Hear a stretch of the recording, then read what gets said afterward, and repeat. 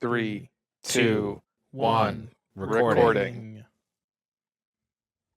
Someone didn't use a metronome today. I was going to say, we did it without the metronome. Yeah. Oh, And one can tell. There's a first. no. Once again, number one, I had metronome only in my cans, which I didn't realize. Okay. But I was right on it. Okay. Well, I mean, it just goes to show that we don't need it. We've learned. Well, no, but I still had it. You guys didn't have it. I had it. Clearly, Dave needs it desperately. It helps me. I get thrown off by the tiniest bit of lag. But yes, we are recording this, and I'm going to edit this episode directly after this. So please be kind to me. No rambling. We're doing it. I'm going to be up till midnight or whatever doing this edit. Yes, we're recording on a Tuesday, no less. Taco Tuesday. That's right. And I have to ask the question that people want to know. What's everyone's stance on Taco Bell? S tier. Okay.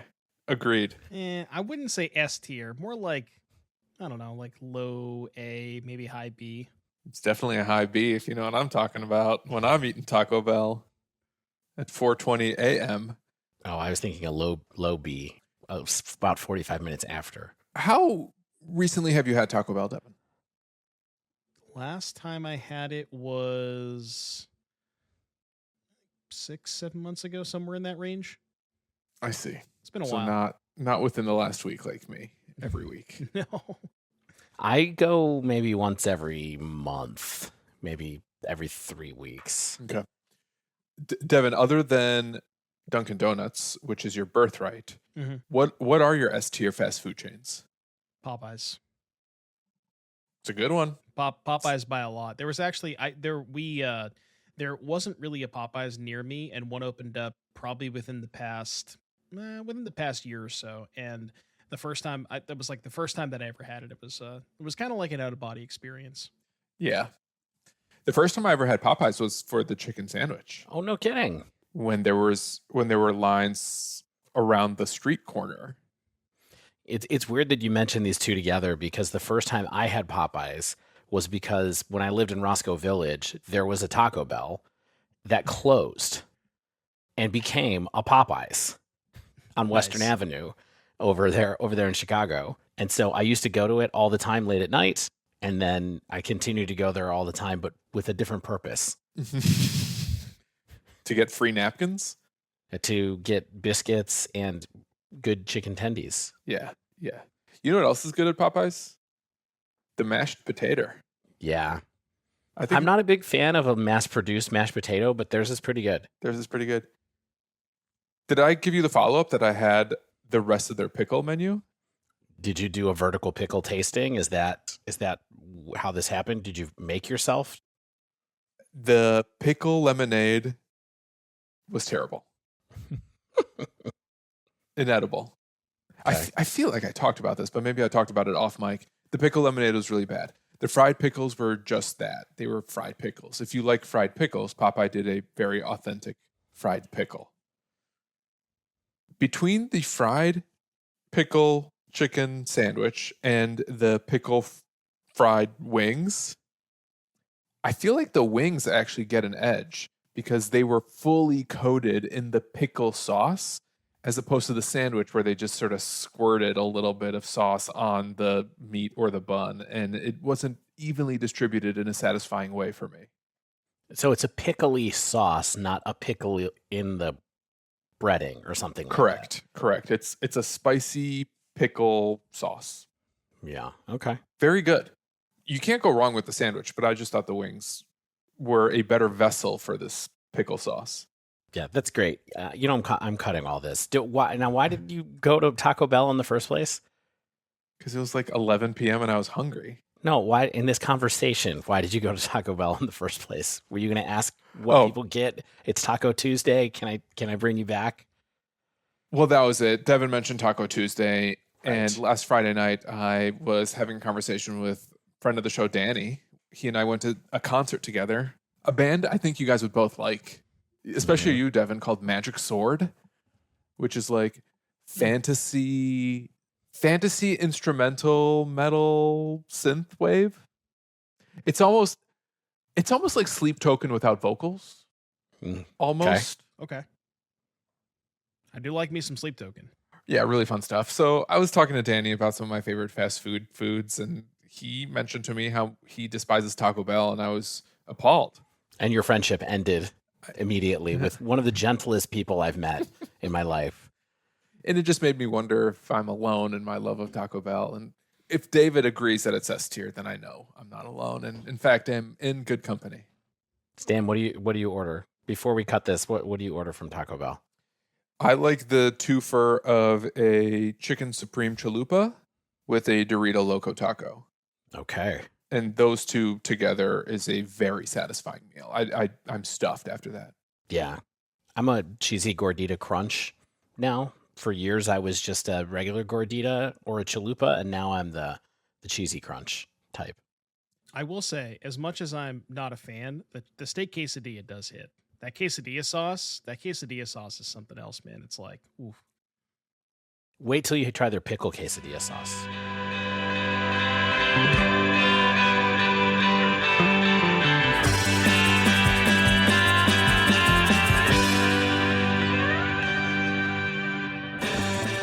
Hello and welcome to episode 320 of The Dive Down, a Magic the Gathering podcast focused on the latest decks, trends, strategies, and pickles for the casual spike.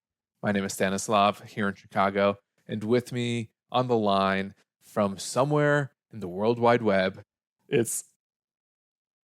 Sorry, I burped.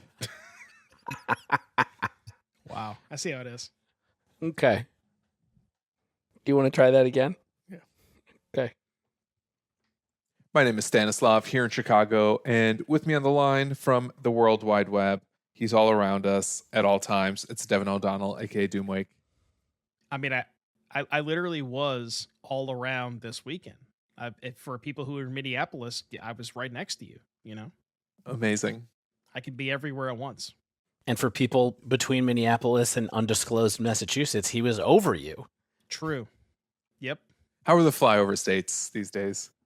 I don't know. The flight themselves, Boston to Minneapolis, not so bad. Minneapolis to Boston, on the other hand, there was some inclement weather in the Northeast. So we got delayed by, like, in total about an hour and a half combined, leaving and then staying on the runway. But other than that, pretty easy trip.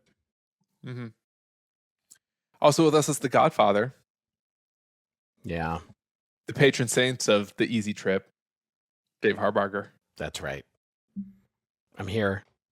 I'm ready to be a full end-to-end production partner today, helping write the notes, being on the show, doing the edit, doing the art. It's all coming here. Yeah. And you will get a bonus at the end of the week for your hard work. Perfect. I love it. 1 to 2 packs of Tarkir Dragonstorm. On this week's show, we have more tales from the front line as Devon and I both spent some time grinding over the weekend. Devon's in the big leagues. I'm still in the minors. And we'll talk about those experiences.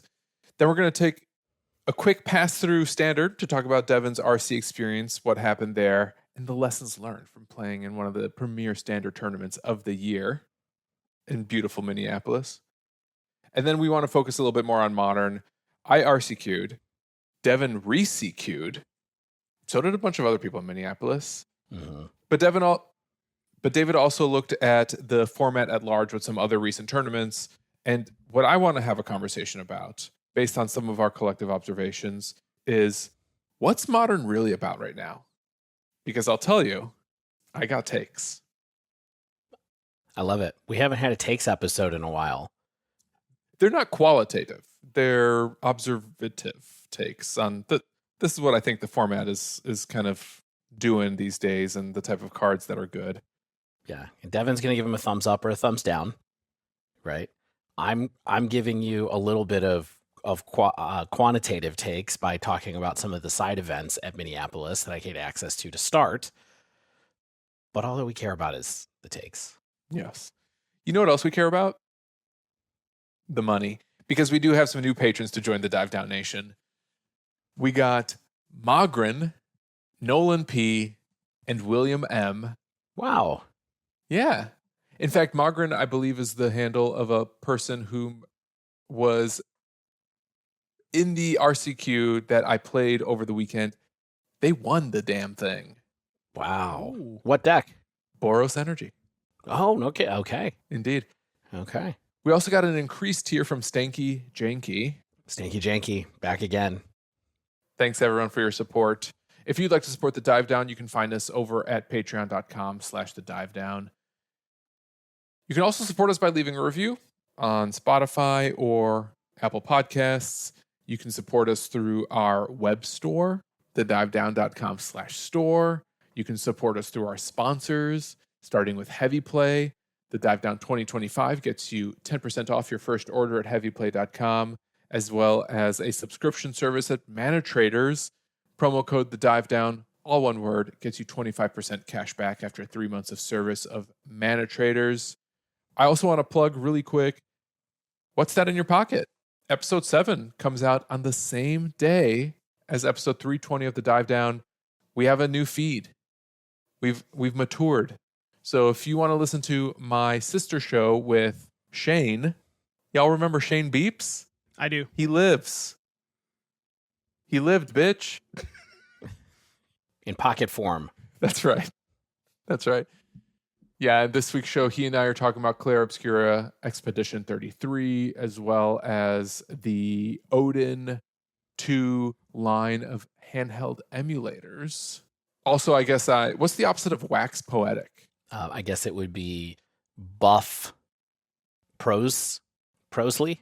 Yeah, I buffed Prosley Blueprints, a game that I first loved and then heavily dropped off of. And I talk about how I went crazy and it made me mad. And it's still a fun discussion. Still a fun discussion about an interesting game. It also sounded like you said blueprints for a minute when you're talking about, but in fact you're talking about blueprints. Yeah, Blueprints.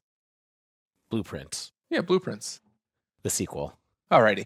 Here we are in our homes. But Devon, you've collected some frequent flyer miles. A couple. It was the first standard regional championship of this current season. SCG Con.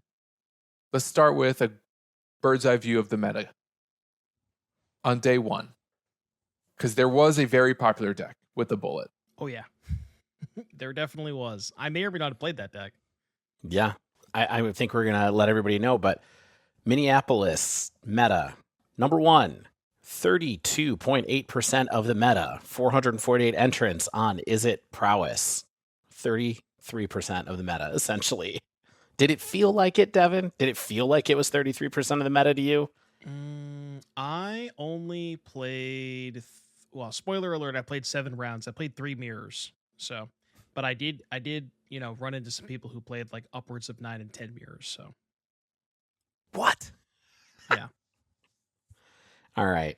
We're going to come back to that in a minute. Let's just talk really quickly about the next few decks as well, just so people know. Jeskai Oculus, 12.4% of the meta.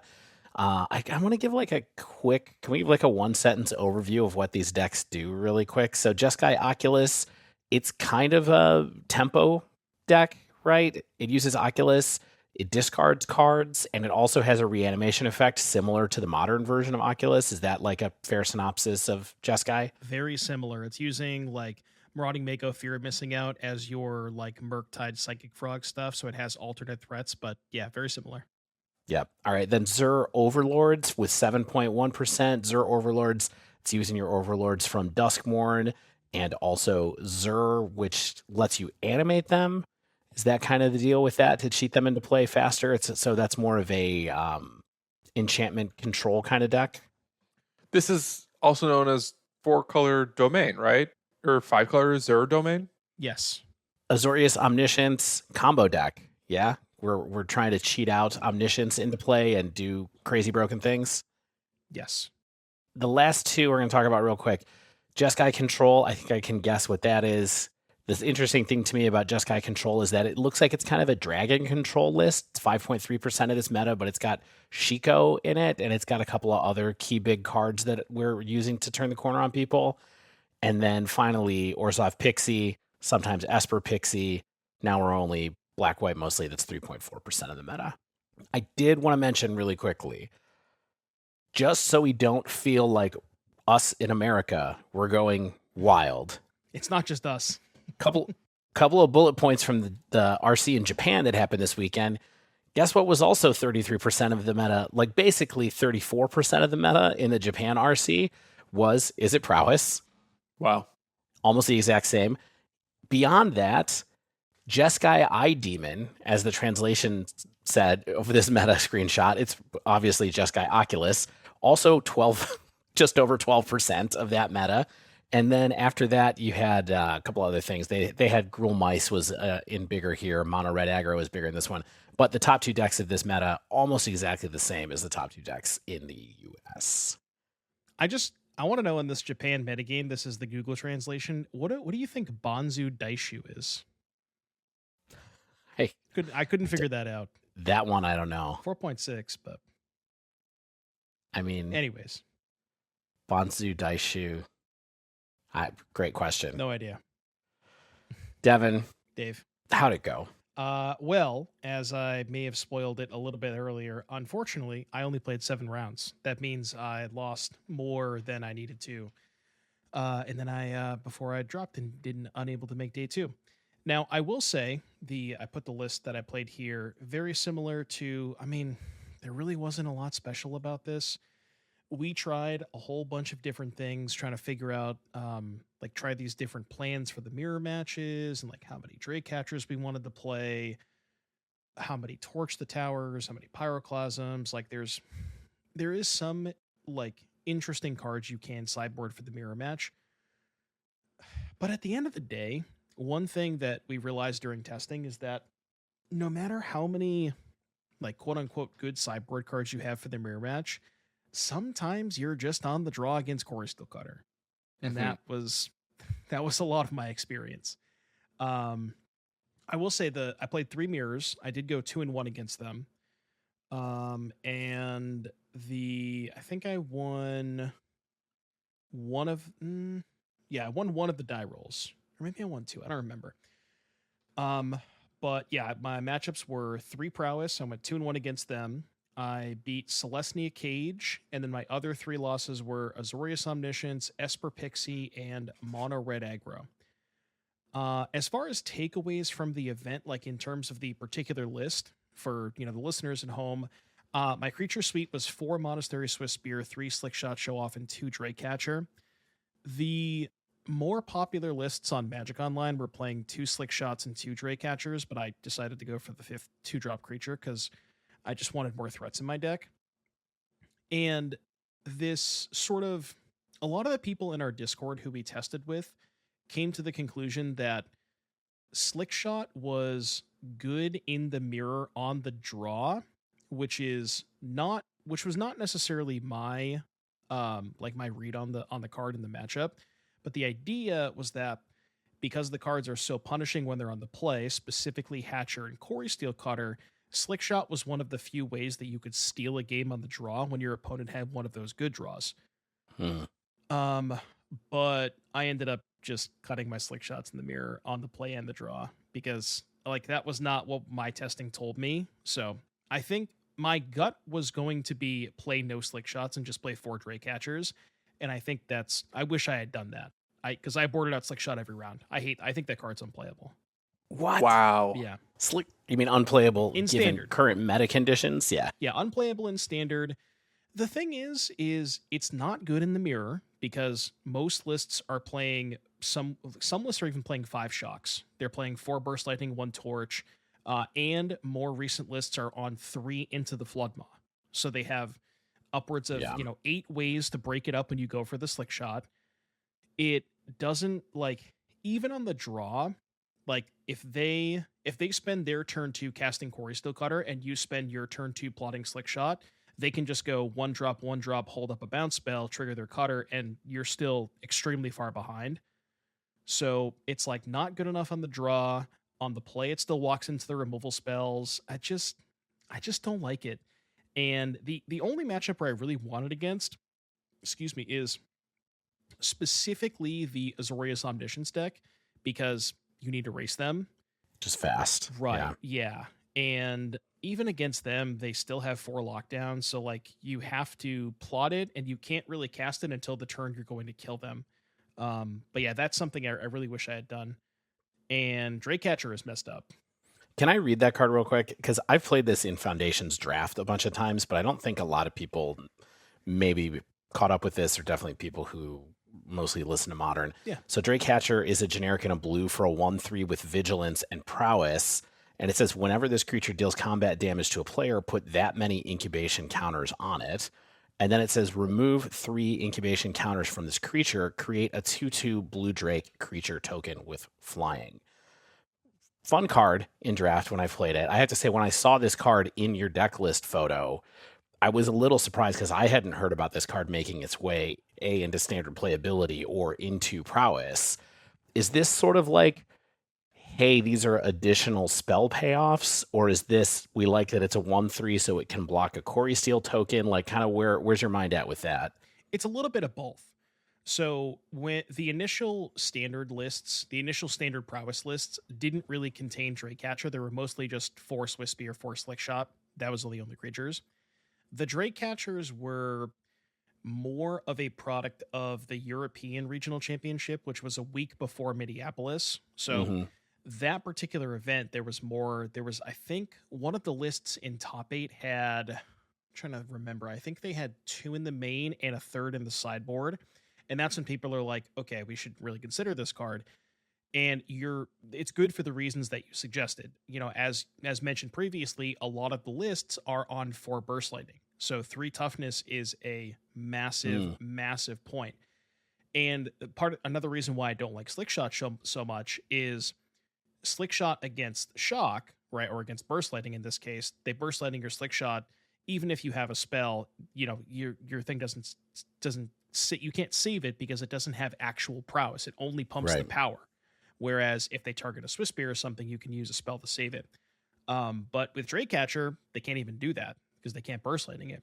And if you ever have Dragecatcher plus Monstrous Rage, we call that Splitter Twin in our testing, because every time we get to rage a Dragecatcher and make 2 Drakes that turn, the game was just ended on the spot. Wow. Because it counts the power. Right. So if you think about it, Dragecatcher, 1/3 base, +1 from the Prowess trigger 2, +1 from the roll token is 3, +2 from the rage is 5. If you have any other spell, that's 2 Drakes. Right. It's 2 Drakes, and as long as you're attacking uncontested, there's no blocker, like that kind of stuff. But yeah, that's fine. That's what their spell's for, is to get the blocker out of the way. Yeah. No, Dragecatcher is nice. Yeah, I hadn't really thought that would have that kind of application, but it makes a ton of sense to me for sure. Why don't we talk about the top 8 real quick? Or the top 16, actually, because what was interesting is through the lens of the deck that you chose and the deck that most people chose to play, it's interesting because there were 2 Izzet Prowess in the top 8, but the deck didn't win the tournament. The deck was won by Jeskai Control. The top 8 was 3 Azorius Omniscience, 2 Jeskai Oculus, 2 Jeskai Control, and 2 Izzet Prowess. It's a lot of blue cards, friends. We love blue and white in this format. I guess we just love blue. The whole top 8 is blue, white, red. Yeah, that's true. And then no Golgari here. The other interesting thing, so it didn't win the tournament. It put 2 in the top 8. There were 4 more Prowess decks in the top 16. So it does seem like, do you think that Prowess was a good choice for the weekend? Do you wish you had picked something else, or kind of where's your mind on that right now? Well, it's tough. So I actually have another RC coming up next weekend in Hartford. So, this next week and a half is going to be us trying to figure out what the hell do we do in Hartford. And I don't regret my deck choice. Like, I think Prowess is by far and away the best deck in the format. The biggest issue and my biggest hesitation with submitting Prowess again is we just don't have a good plan for the mirror. I don't know if there is one that exists because of how punishing the deck is when you're just like on the draw, when your opponent's on the draw, when you're on the play. And yeah, I don't know. It's just, I do think it is the best deck in the format. I don't really think that anything truly has like an overly favorable matchup against it.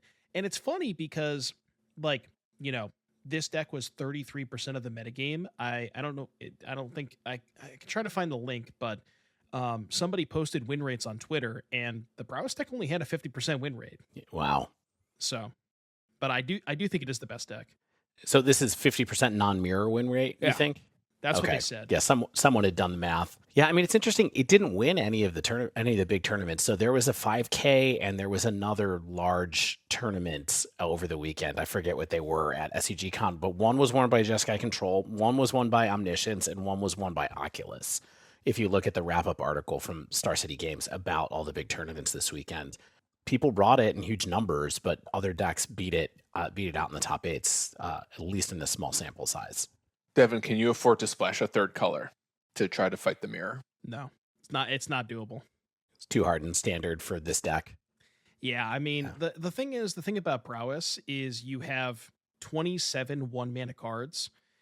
As a 2-color deck, the deck already has bad mana. Like it's like there's some games where you draw island duel and your hand is like Swift Spear, Monstrous Rage, Burst like, and you're like, why? What am I doing? You know? Yeah. Like the mana's already bad at 2 colors. We tried. Trust me, we tried.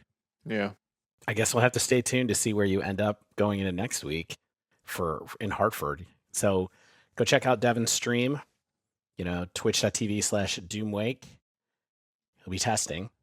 I will say, very, very high likelihood I end up playing Prowess again. I think it's going to be very hard for me to get off of this deck. And, I'm just going to be spending a week and a half just grinding mirror matches and, play draw. I think there is definitely the one, even though there's not like a specific card that like just is lights out in the mirror match, I think there are changes that you can make when you're on the play versus the draw that give you a bit more of a fighting chance. Like specifically Pyroclasm on the draw. I never want it on the play, but that card can steal games on the draw. Interesting. Let me ask you one last question, I guess. Is your gut that there will be more or less Prowess at the next RC? It's really hard to say more than 33%. I mean, like hugely hard to say. Yeah. Yeah, I would probably say less, but I don't think it's going to be by a lot. I would say 28 to 30. It'll probably stay around in that range. Okay. All right, so let's talk about Modern. Stan. Yeah. You RCQ'd. Devon, you re-CQ'd. I didn't find which tournament you were in, but I assume you were in one of the re-CQs. Is that right? The 5K. Oh, you were in the 5K? Yep. Okay, there you go. So let's start with a little look into what was going on in Minneapolis and Modern, and then we can talk about everybody's personal experiences with Modern and get to Stan's takes about what all this adds up to for him. What I did was I took a look at the Minneapolis side events that there were in Modern. There were 12 Modern side events at the RC this weekend. I could find results that seemed workable for 6 of them. So that would be 3 re-CQs, 2 of the oversized events, the fun win an oversized card if you win this event things, and then the 5K itself. That's a total of around 550 deck submissions. 550 decks, remember that number. Here's what the top of the meta was. Out of the results that I saw, that I tried to correct, and there were a lot of things that needed correcting in these results, Boros Energy had 95 decks out of 550 for 17.2% of the meta. That's not too bad. It's kind of what we expect. I mean, we definitely had some events more recently where Boros was 12%, closer to 10, 12% rather than 17. But with people being at a tournament like this, taking actual paper cards, doing multiple events in a weekend, I guess you could see how so many people would end up on Energy. If you think 17.2 is high, don't look at Magic Online results. Is it? Yes, I haven't compared it against it. Is it even more so on Magic Online right now again? I ran the numbers from just the top 32 of the 6 challenges between Friday and Sunday, and it was 26%. Oh boy. So okay. Interesting. Energy. All right. The next deck was Gruul Eldrazi with 47, and Is It Aggro / Prowess was 45. So that's about half, 7-8% of the meta for each one of those. I will note that if you add in my results that I had for Jeskai Cutter instead of just Is It Prowess versus Jeskai Prowess, there was another 6 decks that were Jeskai Cutter over the week, so it would be 51 actually. So Is It would be the second most played one. Amulet Titan was 35. Dimir Murktide was 33 decks. And then from there you have weird Jeskai stuff, weird blue stuff, Jeskai Affinity, Jeskai Ascendancy, Azorius Belcher with 13, 11, and 10.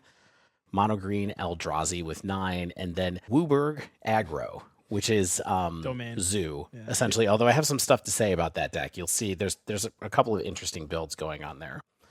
So Boros Energy's way out in front. It's a huge drop to the next tier. It's less than half for Eldrazi and Izzet, and that's how it goes. That's pretty much the meta that I think we'd expect. And as Devon said, maybe it's even not as widely spread as it is on Magic Online.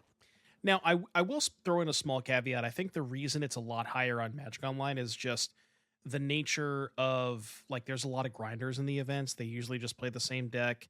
It's a pretty easy deck to double queue with. There's not, I mean, it obviously the games can be difficult, but, I think there's a lot of reasons why that deck is more represented a lot more on Magic Online, more so than the deck like in the metagame as a whole. Also, representation doesn't equal win rate. Correct. No, it sure doesn't. And I have some notes on that coming up next because I did want to check. It's really hard for me to do that based on these events. So here's what I did was I took the 5-0s from the Reese queues, the 5-0s and 4-1s from the oversized event, and the top 16 of the 5K, and did like a slice of the meta based on how often decks appeared in that. In that sample, Gruul Eldrazi was number 1 with 5 out of 47 decks. So now I'm saying the deck that was in the broader meta with the the numerator here is your 5 decks that actually appeared in the sample. So it's a little more than 10% converted to one of these. Boros Energy was 5 out of 95. Remember, so it was a very small amount. And then Amulet Titan was 4 out of 35. Izzet Aggro was 3 out of 45. Wooburg Aggro was 2, and Dimir Murktide was 2. So Eldrazi Titan, Wooburg Aggro / Zoo kind of overperformed. Izzet, Boros, and Dimir kind of underperformed a little bit. Does that sound? Is this what you wanted me to get to, Stan? That feels right. Yeah. Especially if Boros is the most represented deck in the format. That's lunch for the Eldrazi players. Yeah. Breakfast, lunch, and dinner. Yeah. Fourth meal. Get some Taco Bell thereafter. How dare you?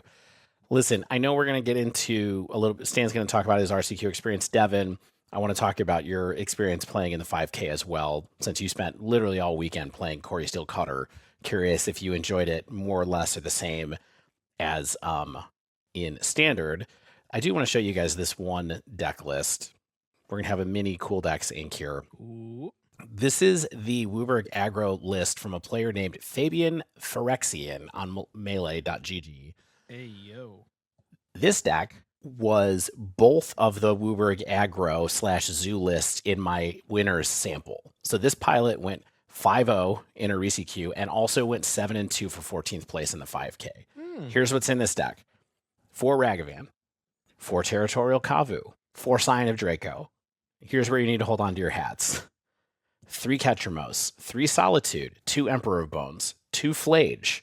That's the creature suite. There's 22 creatures in there. Yes, this is like a weird marriage between Blink, although there's no blinking in here. There's no blinking in here. It's just Ketramos, Solitude, and such for value. Relic of Progenitus is in there to help you enable Ketramos. It's a 2 of Relic of Progenitus. Here's the instants that are in this deck. 4 Lightning Bolt, 4 No More Lies. Wow. Are you all familiar with No More Lies? Yeah, Do you remember No More Lies? I thought we were playing Modern Day, if not Standard. Yeah, or It's- Pioneer, it's for that matter. It's Mana Leak, but harder to cast.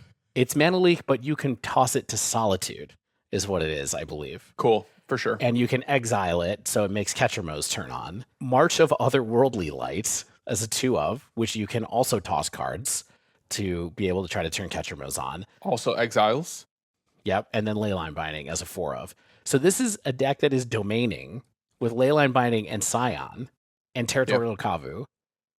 There's no Leyline of the Guild Pact in here, friends. So we're not trying to like cheese people with Scion of Draco. We're playing Scion of Draco just as a card that we think is good. Wow. There's a lot going on here. There's an unbelievable amount going on with this deck. Fabian Phyrexian, I don't know who you are. I don't know how the rest of your weekend went. But fascinating deck list that seemed to do well in a very small sample size. I mean, across those 2 tournaments, they went 12-2. And I good. think they also, which is really interesting. I I think a nice touch on this deck list is the Arena of Glory to pair, like with all the domain stuff. I mean, Mhm. hey, Arena of Glory Ketchamos, that's, I guess you need a lot of lands for that because you need a black and a white Saurus. But Yeah. I don't know. You're It's interesting. you're paying 4 Yeah. for it. Well, Arena, it goes well with the Ragavan, the Scion, the Territorial Kavu, True. like and the Flage. Flage, Yeah, like Arena is actually not dead and is alive with most of the creature suite. It's just Yeah. surprising to see the Arena without the Guild Pact. True. For sure. I mean, it's surprising to see Emperor Bones somewhere That without too, a way to yeah. really take advantage of the card. I mean, we're just kind of just playing it for value here. It's good with Ketchamos. Yeah, I don't know. This list is fascinating. Also, so here's a sideboard too, just for fun. The sideboard is 4 Consigned to Memory, 3 Vindicate, 2 Clarion, 2 Clarion Conqueror, 2 Pest Control, Surgical Extraction, March of Otherworldly Light, and a Strix Serenade. Which one's Strix Serenade? I have no idea. Isn't it like the inverse of Swan Song? It is. It's the counter target artifact, creature, or planeswalker spell. Its Yeah. controller creates a 2/2 blue bird token with flying. I don't know. This was a fascinating one. So if you're looking for something spicy to try coming out of this weekend, here's what I would say. That's your list, Fabian Phyrexian's list of what could be considered domain aggro or could be considered something totally different. Would you give that a believe, a heave, or a sleeve? I mean, I didn't try it, Well, but I would give it a believe Yeah. minus A data without playing it. backed believe. Yeah, data back believe. Exactly. Okay, who wants to talk first? Do you want to talk about energy in RCQ? Do we want to talk about prowess in the ReCQ, or what's on your minds? Well, we're still in Minneapolis, so I do want to hear Devon reflect. I'm Okay. If I'm hearing correctly, you just played Prowess again, but in Modern, you played the Prowess version of the Modern version of the deck. yeah, I did basically what a lot of the stock lists are doing on Magic Online. But as I said the last time I talked about the deck list from the previous RCQ that I top baited, I still hate Violent Urge. And I don't know, maybe I shouldn't hate it because, like, even though I don't love it against the Boros deck because they have so much removal, I was thinking about it the other day, and even though they have a bunch of removal, because the matchup is so bad from the blue-red side of things, you just need to get them dead as fast as possible. So it's possible that, even if they have, discharges and such, the static prisons can't break you up when you go for the kill, so it might be worth it. But I did the stock list, which is just like, basically all 4 ofs, Slick Shot, DRC, Swift Spear, Bauble, Manamorphose Bolt, Lava Dart, Preordain, and then I played, instead of the Violent Urges, I played 3, I guess you could call them spicy one-ofs. I played 1 Unholy Heat, 1 Into the Flood Maw, because I wanted to play a Vapor Snag for Murktide region, and then I was like, well, if we're playing Vapor Snag, why don't we just play Flood Maw? It bounces everything. Right. So I was thinking about that. And then just because I had them in my deck box from Standard, I added a Monstrous Rage to my deck. I was honestly going to ask you, if you hate Violent Urge, why not just play Monstrous Rage? I tried it. Like, yeah, was it? What? All right. So, what did you think about all these things that you tried? I don't think I drew any of the one-ofs in any of the games I played. No. So Got it. they didn't Okay. really come up. I think the theory behind Into the Flood Maw is pretty good. Just because, like, again, it can get you out of some tight spots. It bounces literally anything, and you don't really care about the 1/1 that much, especially in your Lava Dart deck. So I think Flood Maw is kind of cool, and like would maybe even consider sideboarding a second copy. Unholy Heat, as I had 1 in the main and then 2 more in the board. I think maybe you could even want 4 in the 75 because that's one of the few cards that answers Flage. And yeah, the Monstrous Rage was kind of cool in theory. I liked it because it was a way to kind of help punch through cat tokens from Boros, because they usually just, like, if you have a Swift Spear and then like an unequipped Prowess token and don't have a Lava Dart, they can chump block. So I thought that was kind of cool. I ended up going 3-2. I started off 3-0, and then I don't want to talk about round 4, but I will mention it. Basically, I was playing against Thopter Sword, and we get to game 3. And it's like, it's been a long weekend. I'm, kind of tired and just whatever. And I had a cutter in my hand, and I had 3 lands. And my opponent had a Drannith Magistrate in play. and I draw for turn a slick shot show off. And obviously, just cast the slick shot because he has the the Draenith. I can't play it from exile. But then I was like, in my head, I'm like, well, I kind of want the cutter token. So maybe if I just plot it this turn, then I can go cutter slick shot next turn. Obviously forgetting about the Draenith Magistrate. Right. So I plot the slick shot. I go to cast the cutter, the slick shot next turn. Opponent's like, points to the Draenith, and I'm like, oh.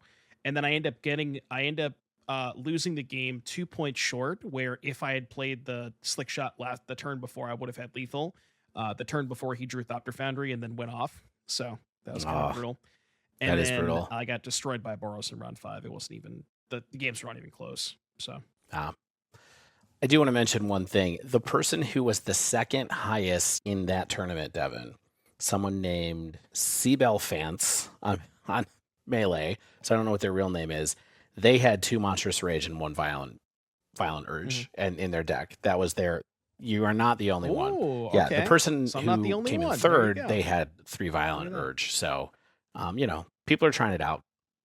Yeah, like I said, I like Monstrous Rage in theory, but yeah. So, how are you feeling? Are you still liking? Is it in Modern, or you think it's overrepresented, or how do you feel about it as a deck? if you told me that I could sign up for a tournament and I would not have to play against Boros Energy, I would pick his Prowess. But I don't know how you fix that matchup. Yeah. It's abysmal. I don't think that's your only bad matchup either. From what I hear, Titan is a big problem. Why would Titan be a problem? That's interesting. You gotta race those decks though. Like Titan, I've found that. Eldrazi is a buy for Prowess. True. Because they can play an Arboreal Grazer, Sure. Yeah. and they always do. Monstrous Rage gets around that though. Yes, Monsters Rage gets around a lot of things. All right. Well, Stan, want to talk about your RC very quickly, and then we can get onto some of your thoughts? Sure. It was a weird tournament.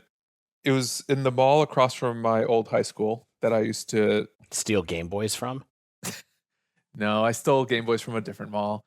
No, I used to loiter there when I was 16, try to meet girls from other schools. Sure. And now I'm there as a 36-year-old trying to steal wins Right. from gamers from other game stores. I am going to tell you my 30-second round by round breakdown of just the matchups I had. Okay? Yep. And I should provide the context that this was a small shop capped at 16 players, meaning we had 5 rounds, but it cut to top 4. Right. Round 1, I played against Dimir Murktide. This was a rematch with the exact same Dimir Murktide player who knocked me out at the quarterfinals at RCQ last week. We got the rematch, and this time I won. Round 2, I played against Blue-White Affinity. Round 3, I played against Blue-White Affinity. Ooh. Round 4, I was paired against Eldrazi, but we were both 3-0 and we decided to ID. Round 5, because of how pairing shook up, I could not ID again, so I was forced to play. I was paired against Blue-White Affinity. What? Wow. I actually lost round 5, but because of how the other games paired out, I snuck into 4th place and made top 8. That's nice. Top 4, buddy. Not even top 8. Thank you. Yeah, into the top 4. So in the quarterfinals, I was paired against... No, in the semifinals. In the semifinals, I'm paired against Blue-White Affinity. The same person. Yeah. In fact, the same person who beat me in round 5. Yep. So I played against 2 decks. Saw a lot of Mox Opals, a lot of Dispatches. Dispatch was one of the most represented cards in the room that day. There was other Affinity players who I wasn't paired against.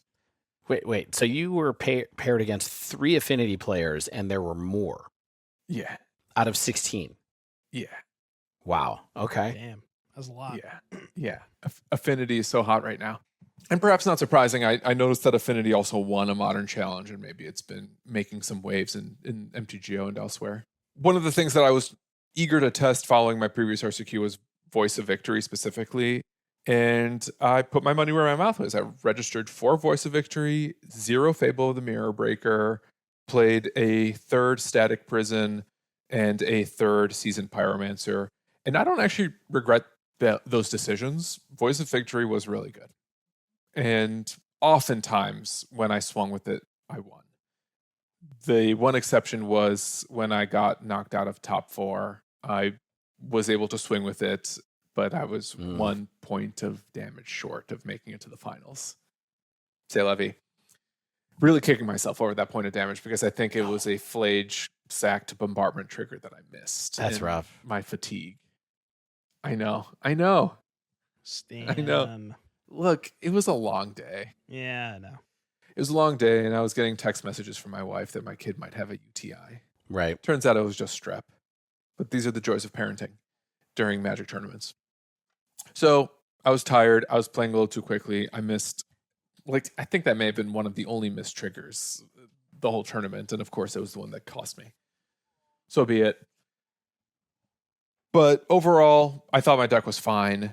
And I should have anticipated a day of just Affinity matchups, and maybe I would have played Shatters and Abrades, but instead I had 4 dead Consigned to Memory. I didn't think Consigned to Memory is a card that was good against Affinity because, I mean, you're countering like Opals and Ambers and Baubles, but they're just getting those back for free with Emery, right? And it's not good against their payoffs.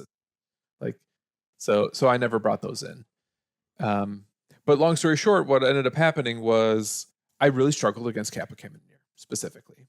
And it felt like the Affinity players have, in general, not necessarily in this tournament, but the Affinity player base at large has sort of figured out that you can sort of take some of this old Underworld Breach shell and play a more mid-range strategy that tops out at Kappa Cannoneer or tries to beat you down with large Urza Saga Karnstrucks. And that seemed like a very potent plan, to be honest.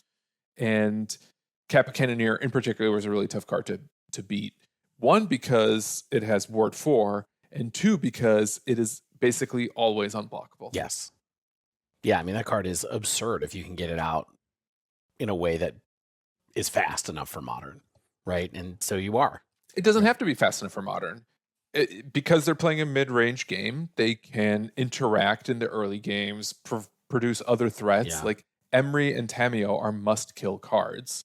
So they sort of force your hand to deploy as much of your interaction as possible, and then eventually they either draw the Kappa or they get it into the yard with something like an Emery, and then they just get it back with an Emery, and they produce enough material that they can improvise it and cast it for 1 mana.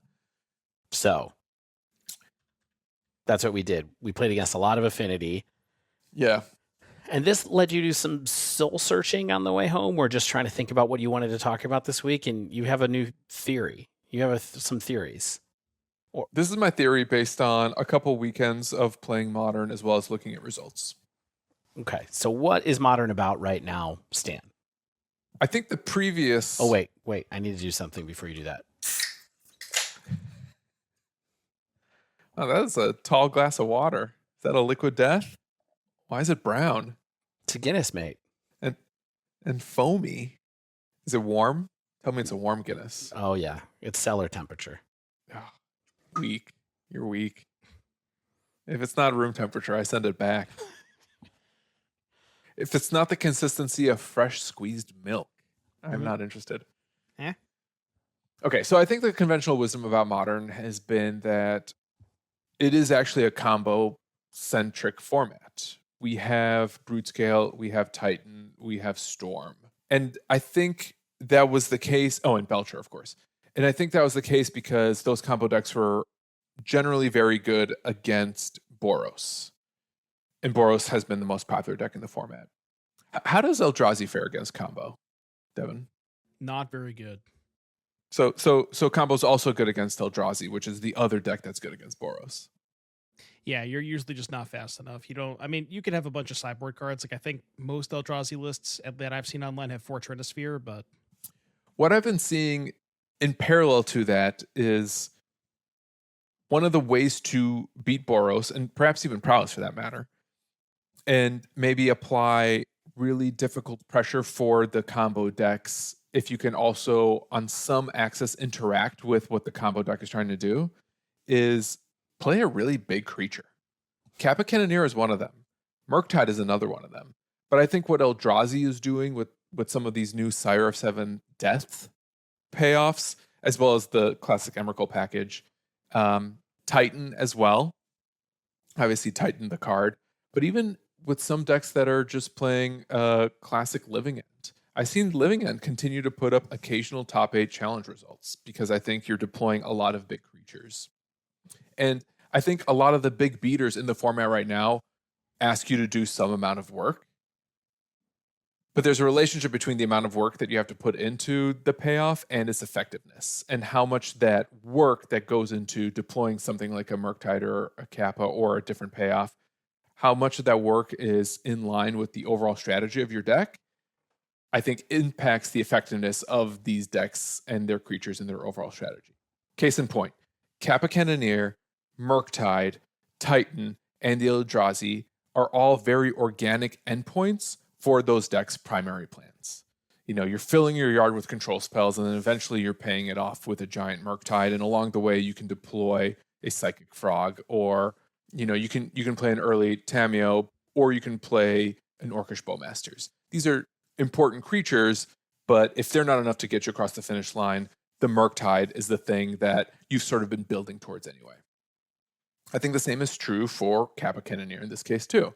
You're playing a bunch of 0 and 1 mana artifacts. The 0s are your baubles and your opals. The 1 manas are your interactive spells, your portable holes, for instance. And I think eventually you're playing this very synergistic artifact-based game plan. Sometimes you're getting free artifacts as well off of your Urza Sagas that you can then use to play a very cheap Kappa Cannoneer that's both hard to kill and has evasion. Titan and Eldrazi, there's something similar going on there where you're just playing a run-of-the-mill ramp strategy where your logical endpoint of just producing as many resources as possible is you play this big beater. Titan is interesting because it functionally replaces itself as soon as it ETBs. And the Eldrazi, on the other hand, are interesting because they have really powerful ETBs that impact the game, or in the case of Sire of Seven Deaths, have all the keywords plus evasion. I think on the other hand, we have big creatures that are less effective. Overlord of the Baelmerk, Territorial Kavu, not including your weird domain Cool Decks Inc. Dave. But, things like Tarmogoyf and Scion of Draco, they require some level of setup, but things need to sort of go right in the decks where these cards traditionally go into, that sometimes that your deck just doesn't function enough to deploy them. I think the same can actually even be said for Flage. I don't think Flage's stock is as high right now as it was 6 months ago, because escaping it is pretty hard, but it's still good on the front end. Like, it has that lightning helix effect that is relevant at being a removal spell or some additional burn. So you're kind of saying here, big creatures really matter right now. Just reiterating. I think it's not that they matter, it's that they're good. And I think they're good and hard to deal with for some of the most popular decks in the format. Yes. And you're saying, don't get it twisted. There are cards that are payoffs that are big, but they have too much. Some of these that we think of as big beaters in the modern format have too much setup for the moment. So Flage, stuff like that, they are a little too risky right now. You need to do ones that are the logical endpoints, as you call them, of your deck's natural plan. Not trying to shift the plan to pay off these big creatures. What you're trying to do is find a big creature that sits at the top of your plan, or the decks that have this are maybe a bit more to be reckoned with right now than maybe they were a couple months ago.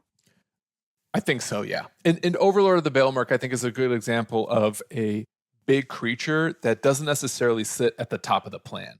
This is a creature that it comes down, it generates a little bit of value, but you need to find a 2-card combo situation to actually make it live. And it's too easy to interact with that synergy that Baelmerk is trying to activate with cards like Philia in order to, or Flickerwisp, in order to make it worthwhile.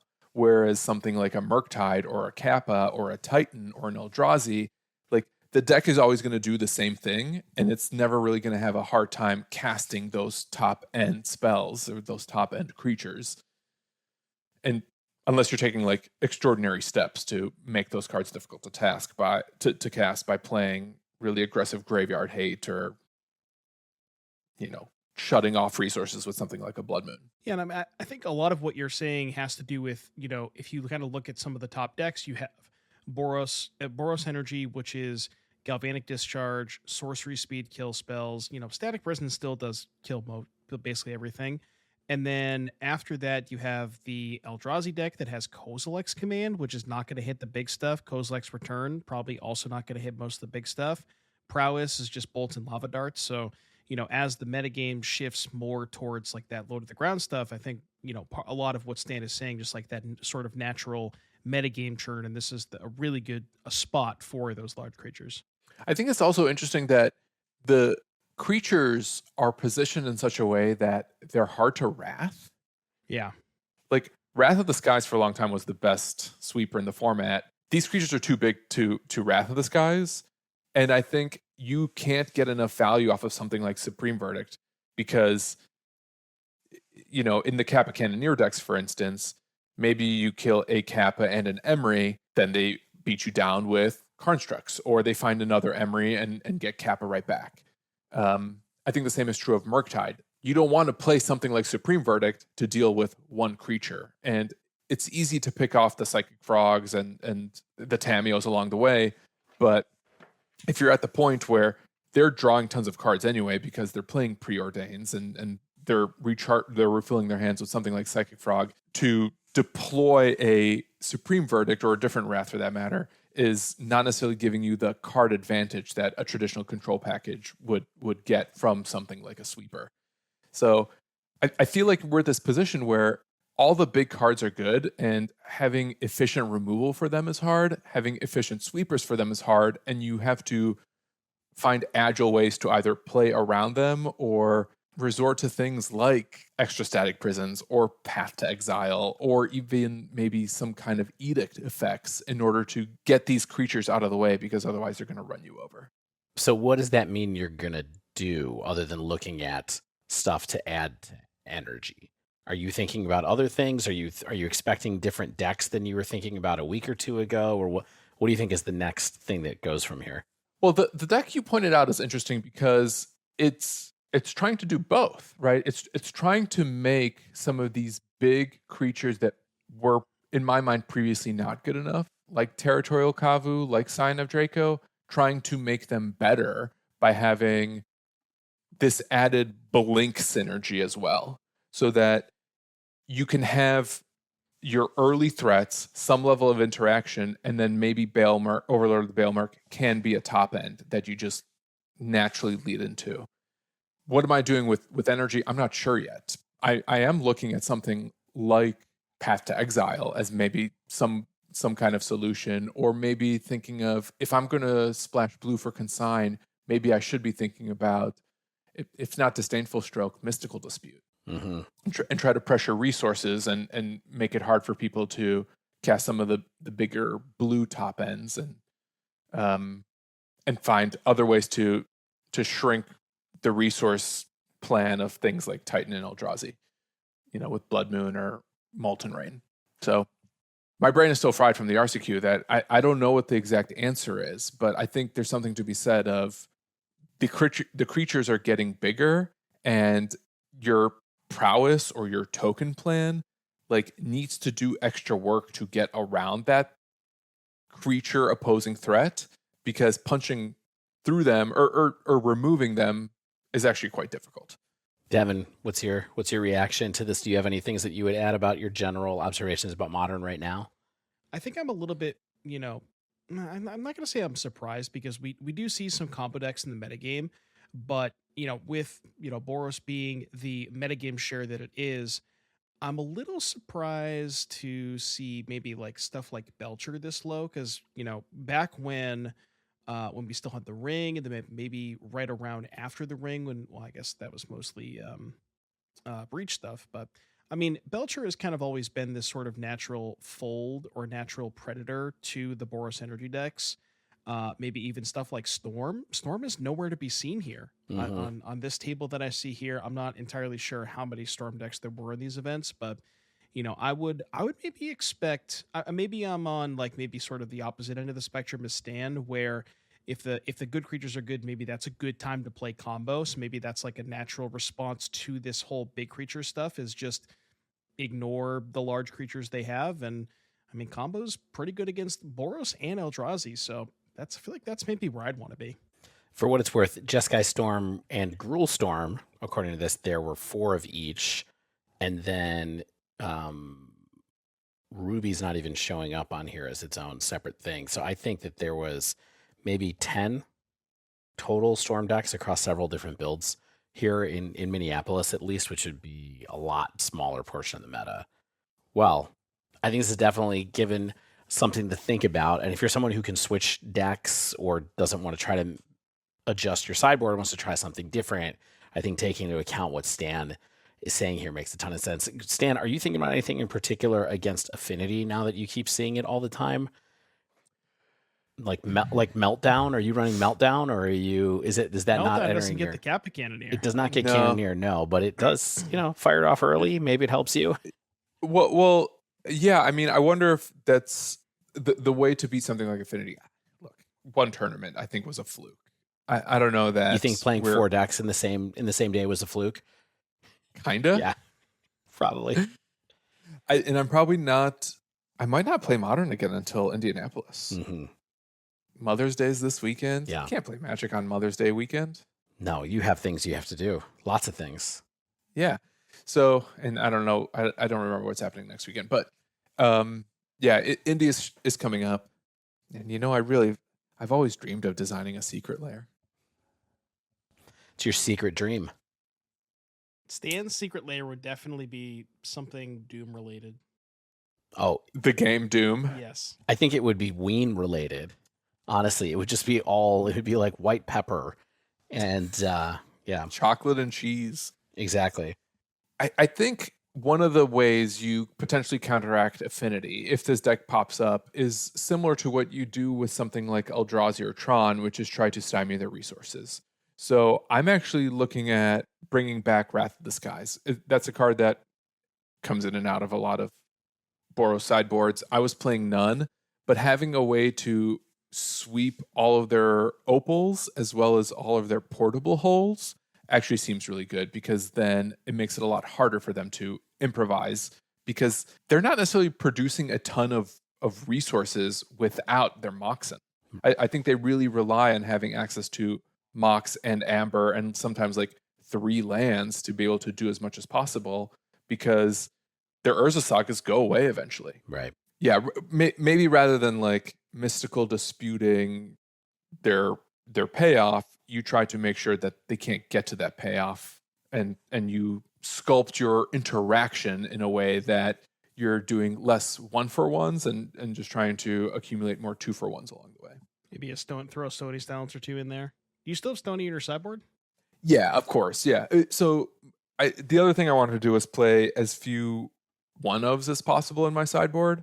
So I had the 4 Consign, and there was an Eldrazi in the room, so wouldn't have been like a terrible call for the tournament.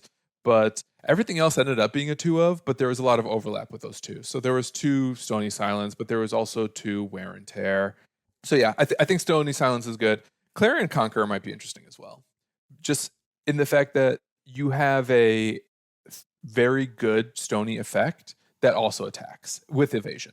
Maybe having that to also dodge Spell Snare, because Spell Snare is really hot right now, and I think people are holding onto their Spell Snares to answer Stony Silence.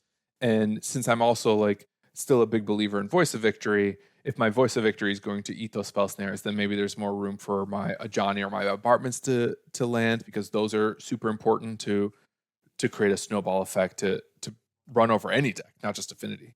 One thing that's super interesting about Clarion Conqueror is that it doesn't shut off bombardment. Oh, I know. Artifacts, creatures, and planeswalkers. It doesn't shut off enchantments, which is pretty funny. All right, well, Stan, thank you for the takes. Listen, I can't help them. I'm just sitting there driving down Old Orchard Road. Thinking. They come to me. They do. I'm usually talking to myself anyway. You think the podcasting stops when the mics come off? I'm podcasting all day, dog. True. Even when no one's listening. Well, I think it's about time to shut this one down, though. Are you telling me or the I'm listeners? telling you. Okay, sure. Yeah. All right. Well, thanks for giving the space to talk. If there's no other questions, shall we call it a day? I think so. I think we shall. That wraps up this week's show. If you haven't yet, make sure you subscribe to our podcast. Get the latest episodes as soon as they come out. Give us a rating and review over at Apple Podcasts and Spotify. You can reach out to us via email, thedivedown@gmail.com. You can find us on Blue Sky. You can support us on Patreon, patreon.com/thedivedown. You can support Devon over at twitch.tv/doomwake. Find us at thedivedown.com/store for some sweet swag. Support us through our sponsors, Heavy Play. Promo code TheDiveDown2025 gets you 10% off your first order at heavyplay.com. Or promo code TheDiveDown, all one word, gets you 25% cash back after 3 months of a Magic Online rental service. Check out What's That in Your Pocket? My sister show with Shane about handheld gaming and the video games you can play anywhere, wherever podcasts are served.